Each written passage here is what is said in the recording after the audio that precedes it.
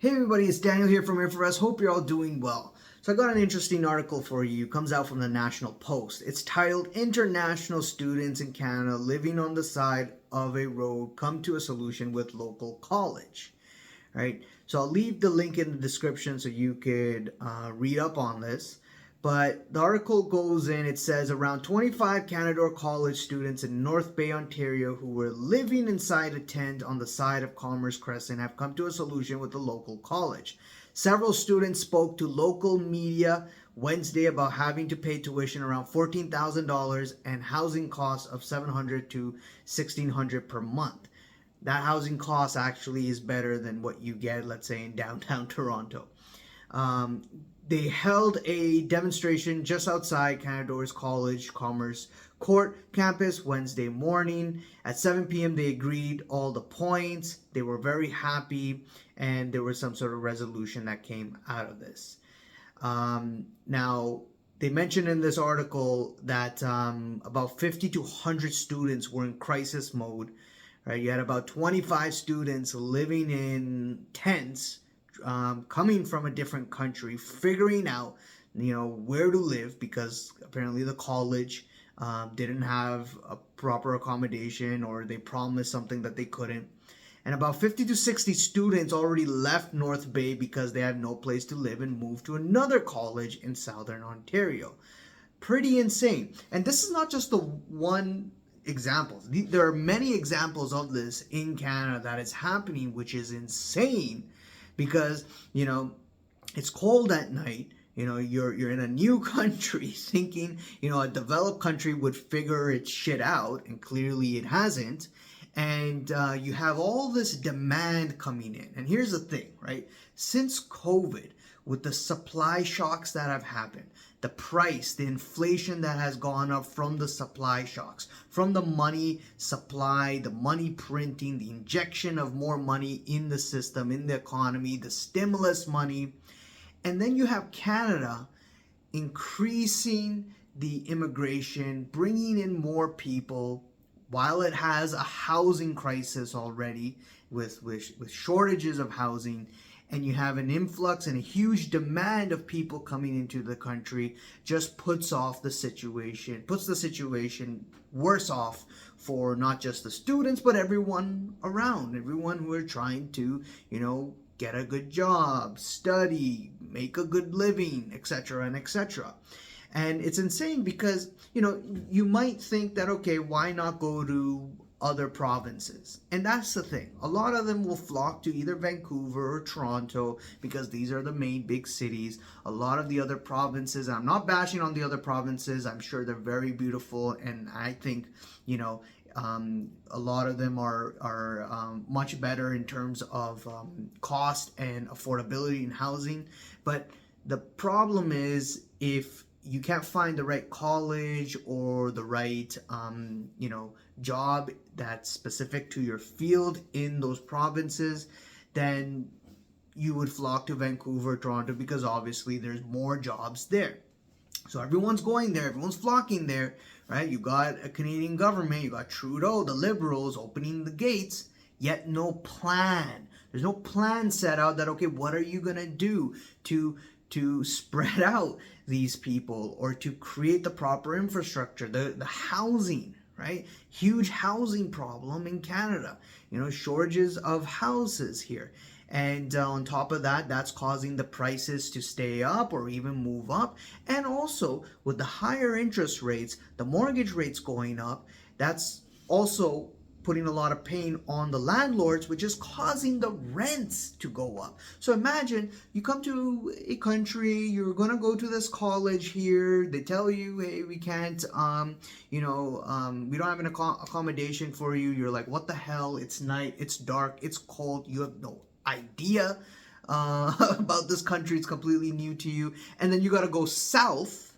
North Bay is far from Toronto, but you got to go Southern Ontario, find a college, and on top of that, find housing very fast. And the thing with Southern Ontario, it's been difficult because there's also a lot of demand for housing, and not just for buying a house, but for rent especially. because these students are not going to come and buy a house unless they're really, really loaded, and most of them, I believe, are not, right?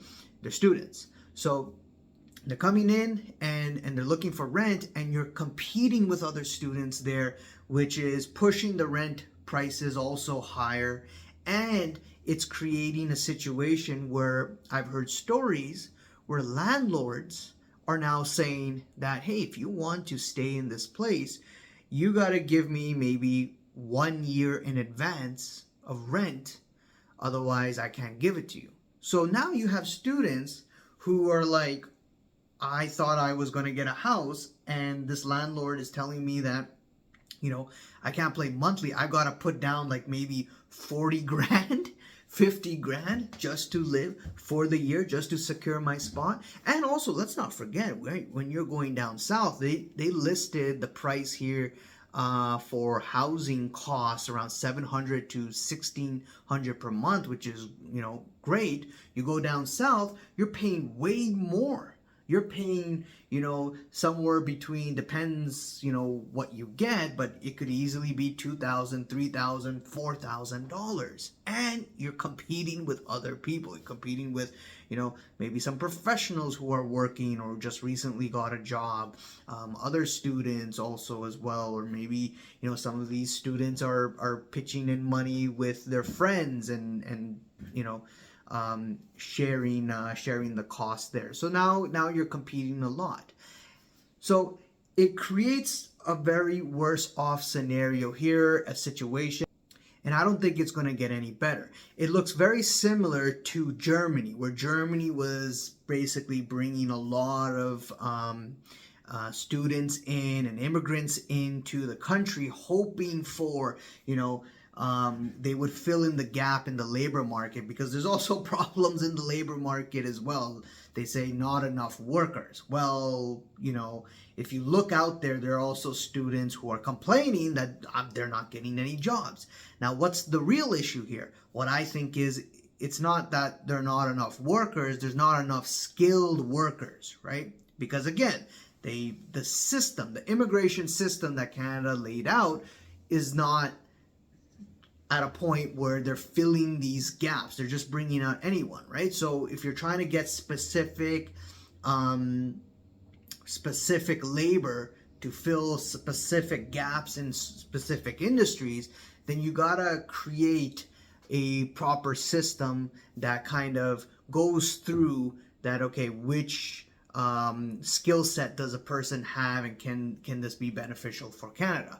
So if you don't have that proper process there, then it's just creating haphazardness, and it's creating a situation where people are just going crazy, bonkers. And not just only the students there, the citizens who are also living in Canada, because for them it also affects them, because you have higher cost of living, higher prices, affordability, and supply problems, labor issues, etc., etc.